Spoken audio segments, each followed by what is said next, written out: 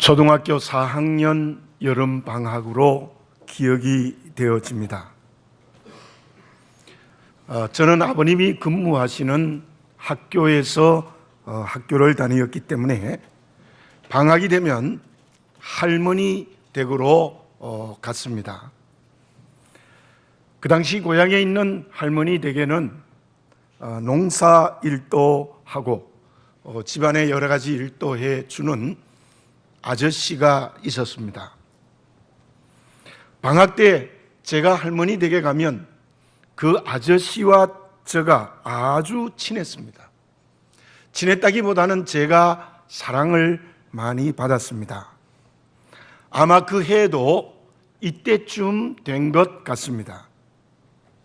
매우 무더운 여름이었는데 그 아저씨가 저에게 나무로 깎은 사람 인형을 선물로 해 주었습니다.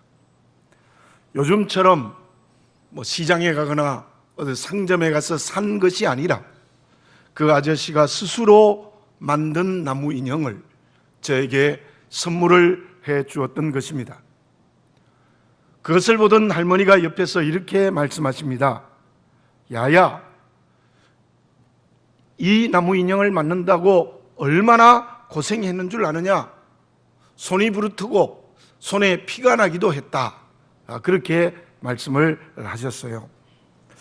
그때는 제가 그렇게 고맙고 감사한 줄 몰랐는데 지금 생각해 보면 참으로 저기에게는 귀한 선물이었습니다.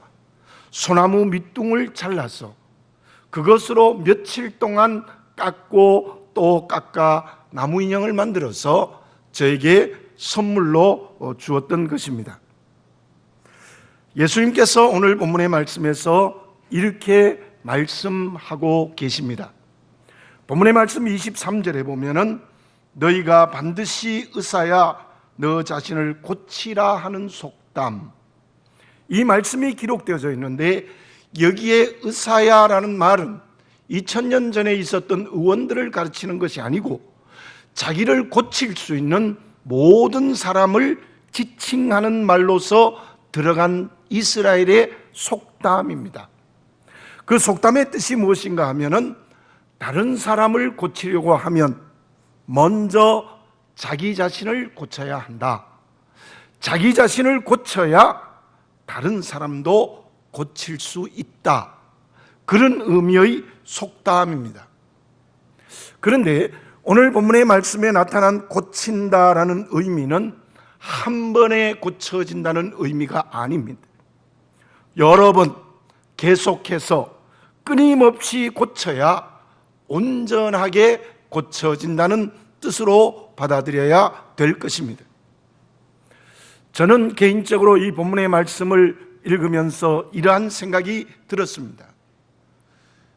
아저씨가 저에게 나무 인형을 선물하려고 며칠 동안 손이 부르터가면서 손에 피가 나면서 깎고 또 깎아서 나무 인형을 만든 것처럼 내 자신을 고치고 또 고쳐야 된다는 말씀의 의미가 본문의 말씀의 뜻입니다. 한 번으로 고쳐지는 것이 아니라 계속해서 끊임없이 나를 깎고 또 깎고 고치고 고쳐져야 정말 하나님 앞에 제대로 된 그릇이 된다는 의미일 것입니다. 그렇다면 내가 어떤 모습으로 고쳐져야 되겠습니까? 마태복음 5장 48절에 보면 주님이 이렇게 말씀하고 계십니다. 그러므로 하늘에 계신 너희 아버지께서 온전하신 것처럼 너희도 온전하라. 에베소서 4장 5절에 보면은 범사에 그에게까지 자랄지니라. 자, 이 두 말씀의 의미가 무엇입니까? 우리가 고쳐지고 성숙하고 변화되고 자라야 되는 것이 하나님의 온전하심까지 이루어야 된다. 예수님의 인격에까지 이르러야 된다는 뜻입니다. 하나님의 온전하심까지, 예수님의 인격에게까지 내 신앙적 인격과 삶이 고쳐지고 고쳐지고 또 고쳐져야 된다는 뜻이에요. 고쳐지는 교과서는 무엇이겠습니까? 그것은 하나님의 말씀과 기도와 내 안에 내주하시는 성령의 인도하심입니다. 바울이 고린도전서 15장 31절에서 이러한 고백을 했습니다. 형제들아, 내가 그리스도 예수 우리 주 안에서 가진 바 너희에 대한 나의 자랑을 두고 단언하노니 나는 날마다 죽노라. 이 고린도서를 쓸 때는 바울이 성숙한 인격이 되어졌습니다. 많은 교회를 개척하고 많은 사람을 구원하는 사명을 잘 감당하던 때였습니다. 그럼에도 불구하고 바울이 고백하는 것이 무엇입니까? 나는 날마다 죽노라. 나는 날마다 죽노라.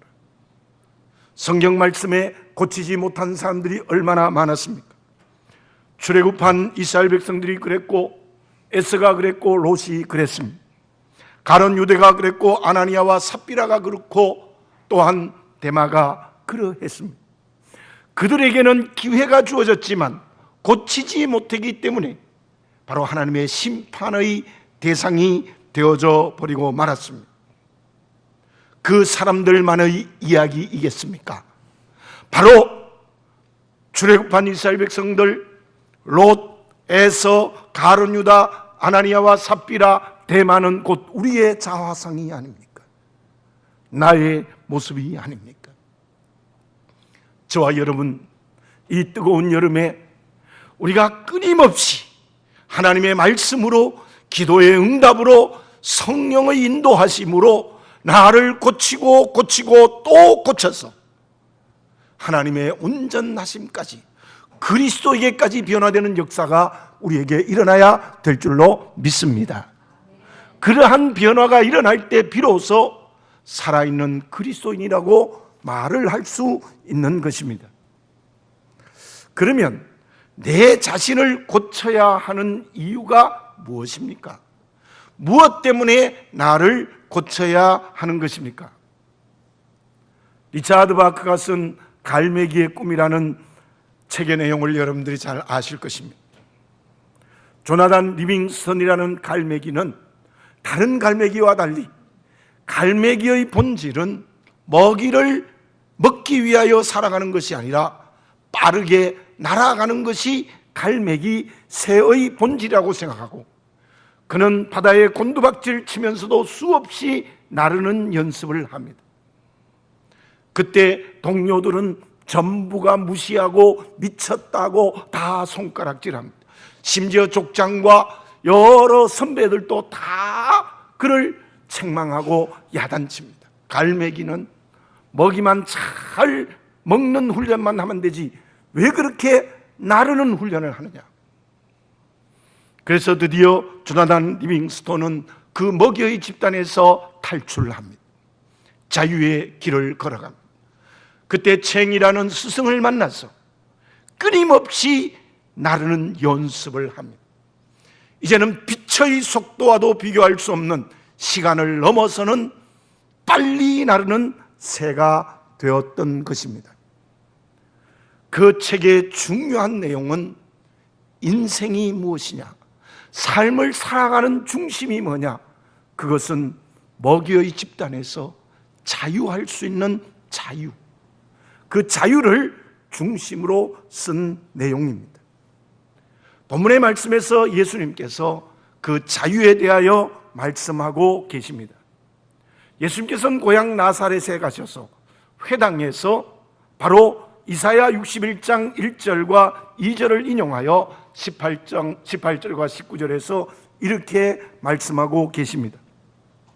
주의 성령이 내게 임하셨으니 이는 가난한 자에게 복음을 전하게 하시려고 내게 기름을 부으시고 나를 보내사 포로된 자를 자유를 눈먼 자에게 다시 보게 함을 전파하며 눌린 자를 자유롭게 하고 주의 은혜의 해를 전파하게 하려 하심이라 하였더라.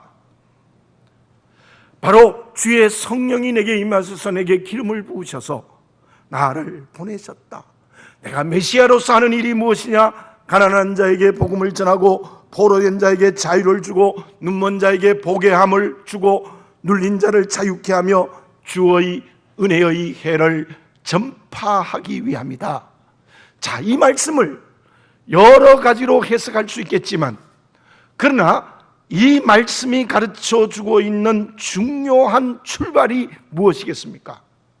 그것은 주님의 십자가의 은혜로 죄와 죽음에서 자유한 것입니다.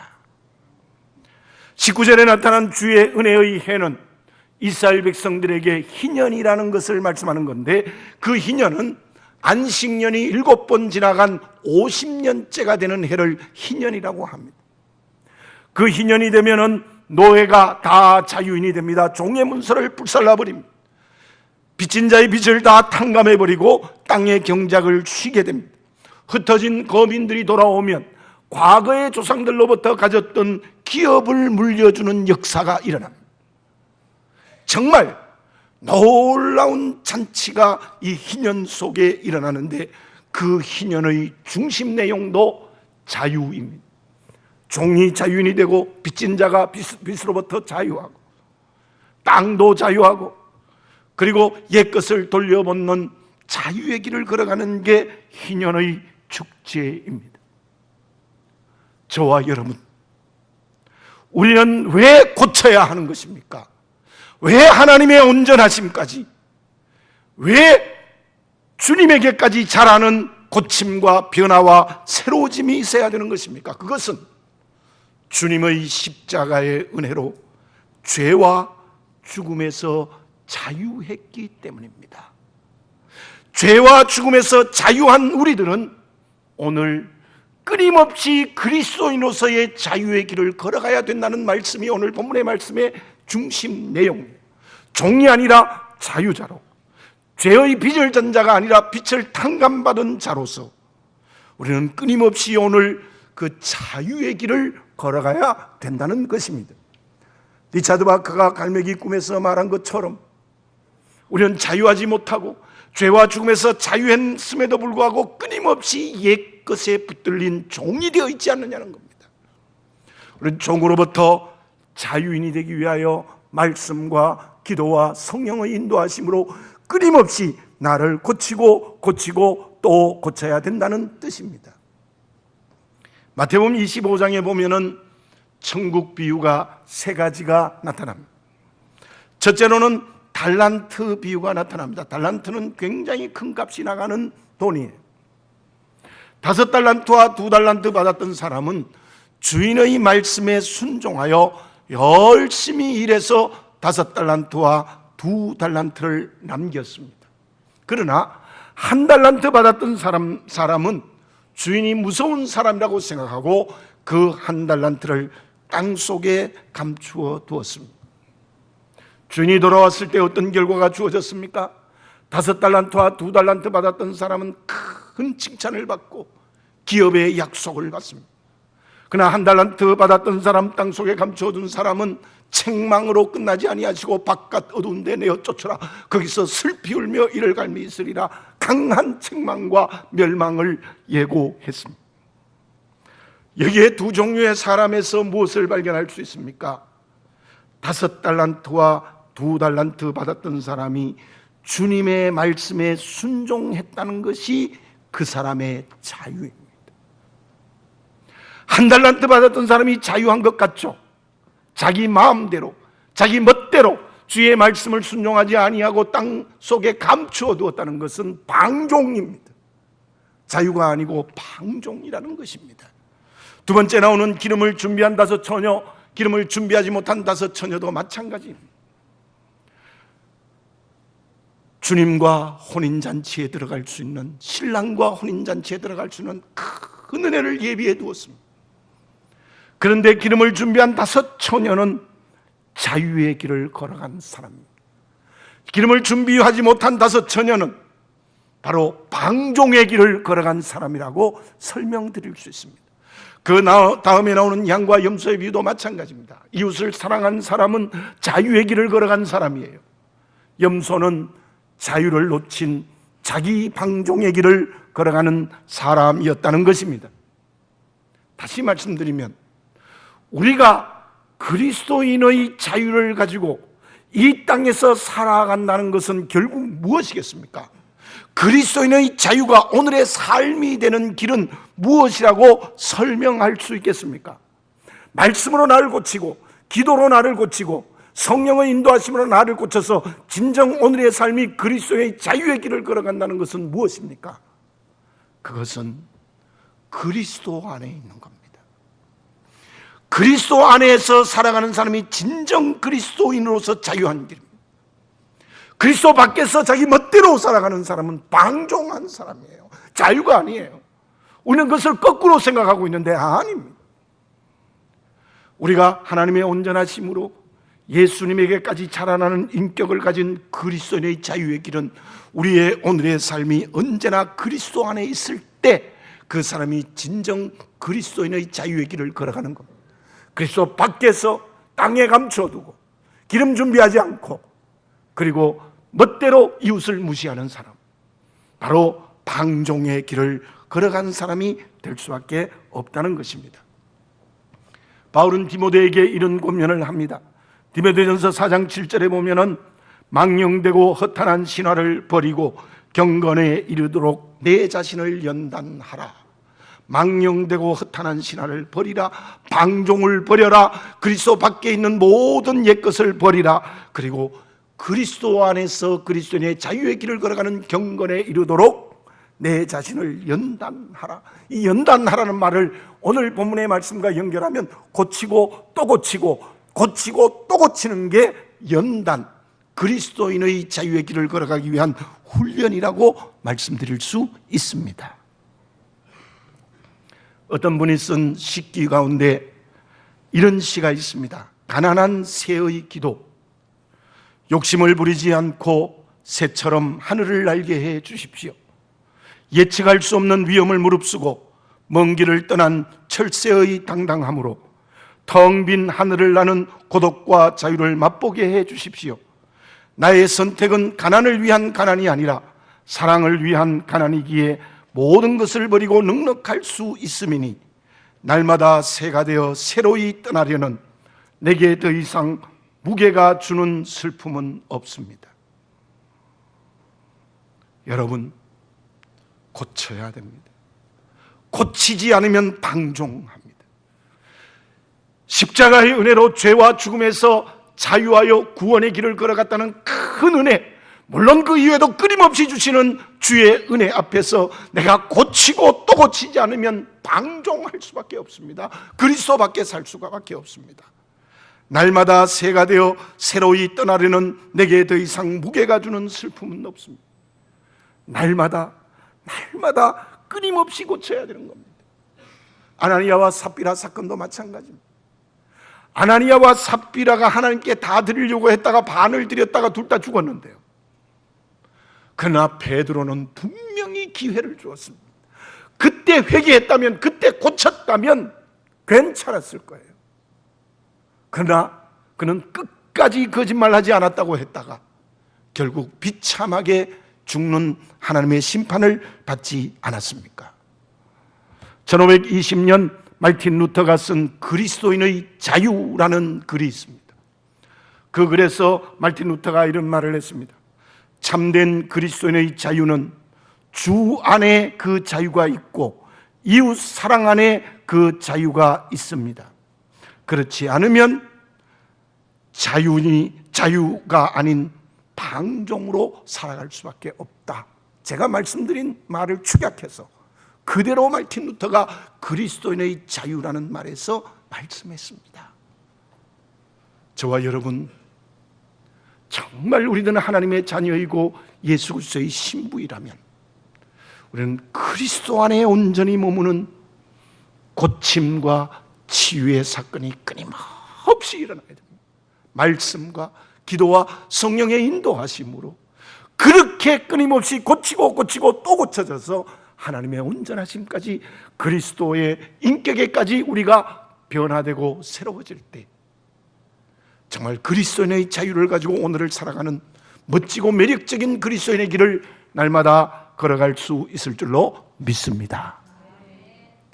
그러면 우리 그리스도 안에서 자유하는 것이 구체적으로 무엇이겠습니까? 내가 고쳐야 하는 구체적인 내 인격의 모습은 무엇이어야 되겠습니까? 제가 몇 가지를 구체적으로 말씀을 드리겠습니다. 미국 월스트리트에 연봉 200만 불을 받는 펀드 매니저가 있었습니다.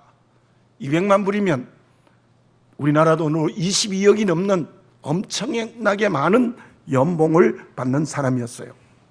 그런데 이 사람이 주식 투자를 어떻게 했는가 하면 10사람이 주는 10억 달러를 가지고 주식을 투자했어요. 한 사람이 각각 1억 달러를 이 사람에게 맡겼던 거예요. 엄청난 돈이죠.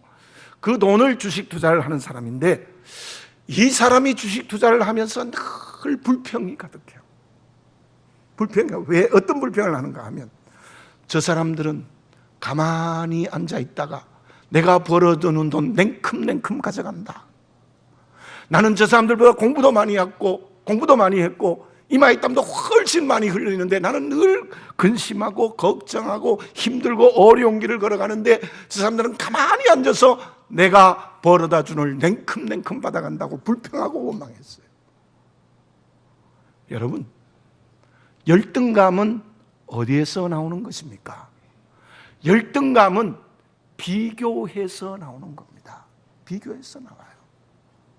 10평에 사는 사람은 20평에 사는 사람에 비해 열등감을 가질 수 있어요. 죄송합니다. 50평에 사는 사람은 100평에 사는 사람 보고 열등감을 느낄 수 있어요. 대개 인간의 열등감은 바로 성격에도 오지만 비교해서 열등감을 가지는 것입니다. 자, 여기서 내가 누구인지를 다시 한번 생각해 봅시다. 제가 끊임없이 말씀드린 거예요. 나는 누구입니까? 나는 하나님의 자녀입니다. 우리 아버지 하나님은 어떤 분이세요? 만물을 창조하시고 온 천지를 창조하신 모든 것이 하나님의 것이 우리 아버지세요. 내보다 부자가 어디 있어요? 우리 아버지가 세상 천지 하늘과 땅 전부 하나님의 것인 그 하나님이 내 아버지고, 제가 지난번에 설교해 드린 대로 그 하나님의 상속자가 있는데 뭘 비교해서 열등감을 가지세요? 시편 8편에는 사람을 어떻게 말씀하셨습니까? 인자가 무엇이간데 하나님보다 조금 못하게 하시고, 여러분들, 저와 여러분들은 누구냐? 하나님보다 조금 못한 존재예요. 또요, 제가 너무나 많이 말씀드렸습니다. 온 천하보다도 귀하고 크다 그랬어요. 내가 누구냐? 온 천하보다도 귀하고 커요. 그런데 비교해서 열등감 가져요?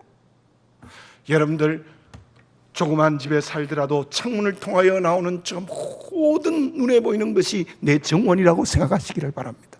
맞아요. 그게 헛된 일이야. 나 하나님 아버지 건데요. 민수기 13장에 보면은 10정탐꾼이 가나안 땅을 정탐하고 와서 모세에게 이런 보고를 했습니다. 우리는 가나안 사람에 비하여 메뚜기와 같습니다. 메뚜기의 콤플렉스가 일주일 만에 하나님이 약속한 가나안 땅을 주실 수 있는데 40년을 방황하다가 다 광야에서 죽어버리고 말았어요. 왜요? 메뚜기 콤플렉스 때문에요. 여러분, 저에게는, 여러분들에게는 그 열등의식이 없습니까? 그것은 그리스도인이 가져야 될 자유의 길이 아닙니다. 교만하라는 말이 아니라 우리는 하나님의 자녀로서의 정체성, 하나님의 자녀로서의 자존감을 분명히 가져야 되는 거예요. 저와 여러분들, 정말 하나님의 온전하심까지 자라라는 것은 우리는 하나님의 자녀로서 하나님 우리 아버지시고 세상 전부가 하나님을 나에게 상속해 준다는 내 자신을 바르게 발견하여 열등감을 끊임없이 버려서 하나님의 자녀라는 정체성을 분명히 회복하는 것이 내 자신을 고치는 그리스도인이 될 수 있을 줄로 믿습니다. 앞에서 말씀드린 한 달란트 받은 사람은 얼마나 교만합니까? 우리 주인이 무서운 줄 알고 내가 땅속에 감춰요. 자기 멋대로 땅속에 감춰요. 교만입니다. 여러분, 기름을 준비한 5처녀요. 그 전부 자기 멋대로 한 거예요. 바로 신랑 앞에 겸손함이 없어요. 자기 멋대로 바로 시간을 낭비했습니다. 이웃을 사랑하지 않는 염소요, 역시 교만의 지가 최고예요. 그러니까 사랑 못하죠. 어떻게 사랑해요? 내가 최고인데. 그 세 가지 비유에서 결정적인 죄가 무엇인가 하면 하나님 앞과 사람 앞에서의 교만이에요. 전부 이기적으로 붙들려 있는 교만이에요. 여러분들 다시 한번 하나님 앞에 겸손한 그릇으로 고쳐지시기를 바라겠습니다. 여러분들의 남편과 아내 앞에, 자녀들 앞에, 부모로서, 자녀로서, 직장인으로서, 사업하는 사람으로서, 교회 공동체에서 모든 사람 앞에 정말 겸손해지시기 바라겠습니다. 비겁이 아니라 겸손, 비열이 아니라 겸손. 그래서 열심히 이마에 땀을 흘리며 일하는 사람, 기름을 준비하는 5 처녀, 그리고 이웃을 사랑하는 겸손, 이게 바로 그리스도인의 자유의 길이라는 것입니다. 저와 여러분, 오늘 내 자신을 고쳐라, 너 자신을 고치라는 주의 음성을 듣고 내게 교만이 있다면 그 교만을 고쳐서 겸손한 그릇이 되는 역사가 일어나야 될 줄로 믿습니다. 또 하나 더 말씀드립니다. 유교 윤리도 가만히 살펴보면요, 참으로 신기한 것이 있어요. 제가 중학교 여름방학 때 서당에 다녔다는 얘기를 했죠. 근데 소학을 배웠는데요, 소학에도 이런 말씀이 있어요. 누가 군자냐? 유교에서는 군자의 길을 걸어가는 것이 마땅한 도리죠. 누가 군자냐? 빈이 무첨이 가하니라. 빈이 무첨, 빈이 무첨. 가난하지만 아첨하지 않는 사람, 가난하지만 간사하지 않는 사람. 논어의 위정편 제2편에 보면 공자님이 이런 얘기를 했어요. 시경 300편을 한마디로 요약하면 사무사. 이 무슨 뜻인가 하면은 생각에 간사함이 없는 사람. 참 유교 윤리도 우리와 비슷한 면이 있는데, 윤리적으로 정말 간사하지 않고 거짓되지 않아야 된다, 수없이 말씀하고 있습니다. 예수님께서 나다나엘을 보고 어떻게 말씀하셨습니까? 나다나엘은 예수님을 비판했죠. 나사렛에서 무슨 선한 것이 날 수 있겠느냐? 그러나 예수님은 나다나엘의 마음을 보셨어요. 그 속에 간사한 것이 없도다. 그게 제자가 되는 길이었습니다. 저와 여러분, 우리가 간사하거나 아첨하는 길을 걸어가고 있지 않습니까? 겸손해야 되지만 거짓되고 감사하고 아첨하면 안 됩니다. 순수하고 정직한 사람이 돼야 돼요. 순수하고 정직한 윤리를 가진 그리스도인이 되는 것이 참으로 중요합니다.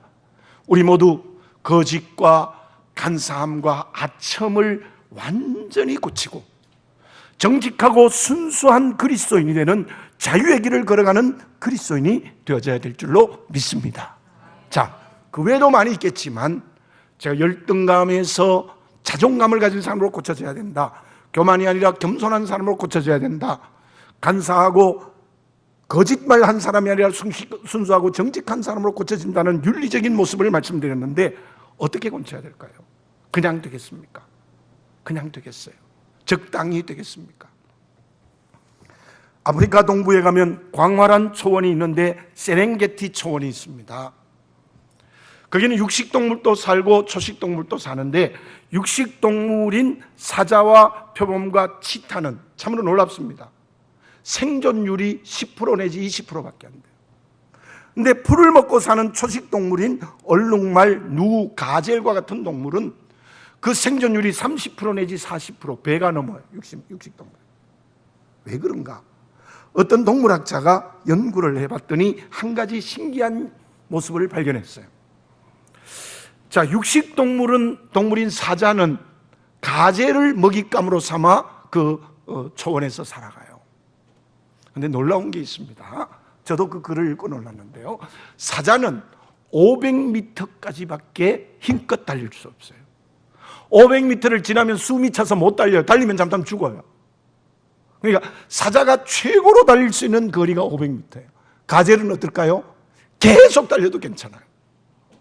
참 하나님이 신비하게 만들어 놓았죠. 그러면 이 사자는 가능하면 가까운 곳으로 가만히 많이 가서 여러분들 한번 봤을 겁니다. 가서 딱 가까이 있을 때 낚아채는 거예요. 그런데 어떤 걸 이 동물학자가 보았는가 하면은 가젤을 살금살금 가까이 갔어요. 그랬더니 가젤이 알아차리고 도망치기 시작했는데 사자가 냅다 따라갑니다. 그런데요, 500m를 지나니까 사자는 주저앉아 버리고 가젤이 살았어요. 그런데 사자가 가젤을 잡아먹는 프로테이지가 한 20%밖에 안 돼요. 10마리를 사냥하면 2마리 정도 잡아먹어요.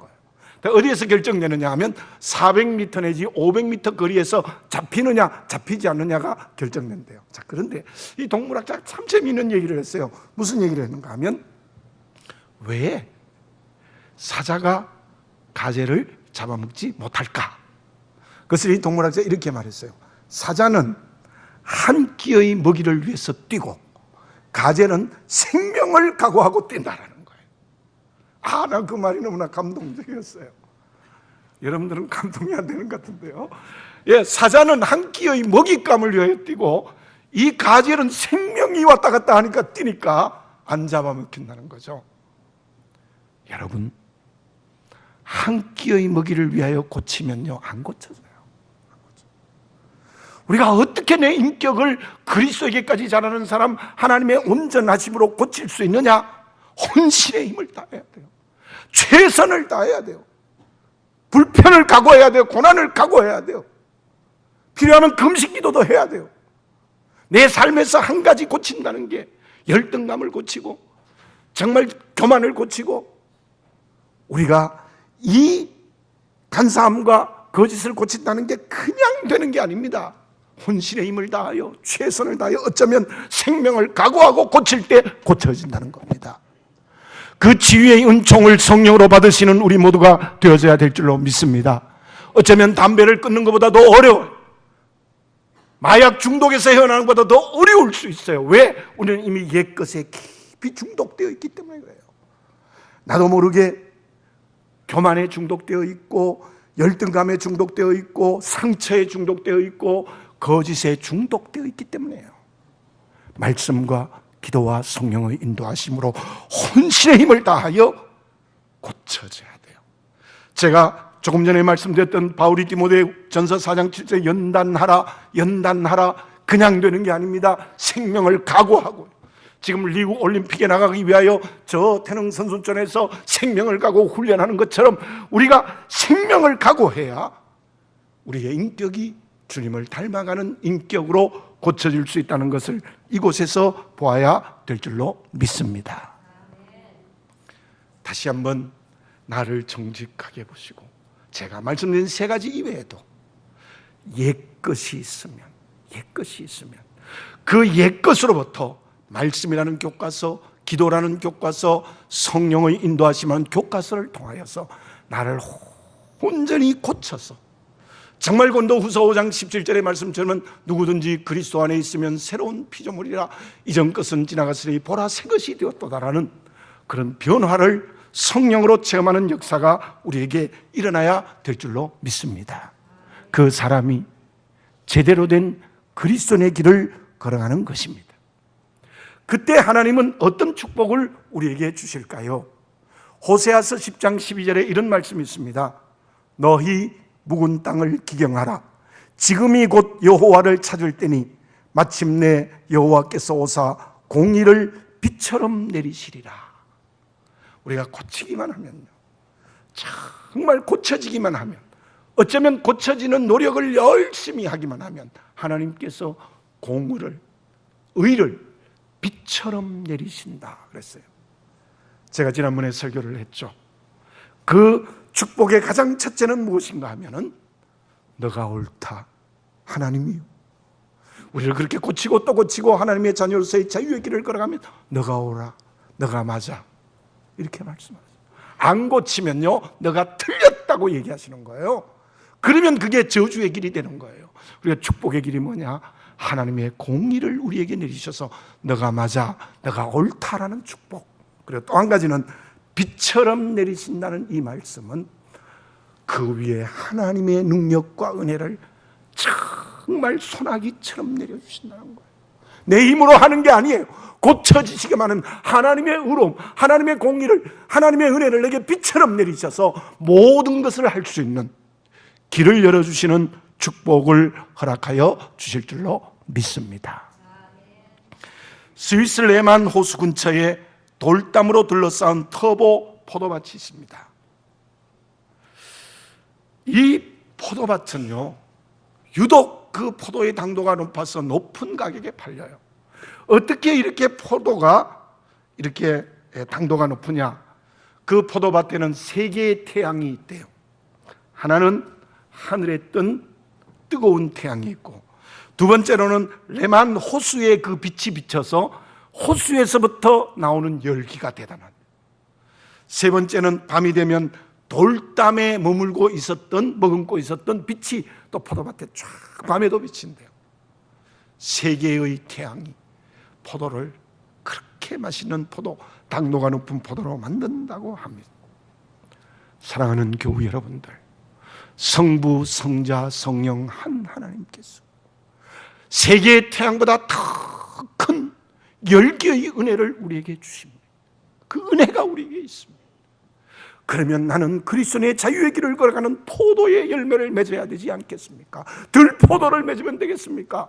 열매를 맺지 못하면 되겠습니까? 우리는 엄청난 삼위 하나님의 은혜 앞에서 아름다운 포도 열매를 맺는 그리스도인이 될 때 주님의 제자가 된다는 요한복음 15장의 말씀을 다시 한번 기억합시다. 지금 나는 그리스도인으로서 자유의 길을 걸어가고 있습니까? 아니면 다른 것들의 종이 되어 정신 차리지 못하는 잘못된 인생의 길을 걸어가고 있습니까? 기도드리겠습니다. 사랑하는 아버지 하나님, 너 자신을 고치라. 주께서 우리에게 명령하고 계십니다. 그럼에도 불구하고 아직까지도 열등감과 상처에 사로잡혀 있고 교만하고 간사하고 거짓된 모습으로 우리의 인격이 형성되어 있지 않습니까? 주님의 십자가의 은혜로 죄와 죽음에서 자유하여 하나님의 자녀로서 자유의 길을 걸어간다면 방종하지 않고 말씀과 기도와 성령의 인도하심으로 끊임없이 그리스도에게까지 변화되는 역사가 우리에게 일어나게 하여 주시옵소서. 오늘의 삶이 세상과 옛것의 종이 되지 말고 말씀으로 기도로 성령의 인도하심으로 당당하게 자유의 길을 걸어가는 하나님의 자녀가 되게 해 주시옵소서. 아버지 하나님, 그때 주시는 너가 옳다고 해주시는 축복, 공의를 빛처럼 내리셔서 하나님의 할 일을 맡기시는 은혜를 받아 삶의 길을 걸어갈 수 있도록 도와주시옵소서. 아버지 하나님, 우리가 십자가의 은혜로 종에서 하나님의 자녀로 거듭났다면 다시 종이 되는 어리석은 옛것에 매이지 않고 그것을 고치고 또 고쳐서 하나님의 자녀로서 날마다 매순의 삶이 그리스도인의 자유의 길을 걸어갈 수 있도록 인도해 주시옵소서. 주여, 어쩌면 생명을 걸고 혼신의 힘을 다하여 나를 고치는 그리스도인이 되게 하여 주시옵소서. 예수님의 이름으로 기도드립니다. 아멘.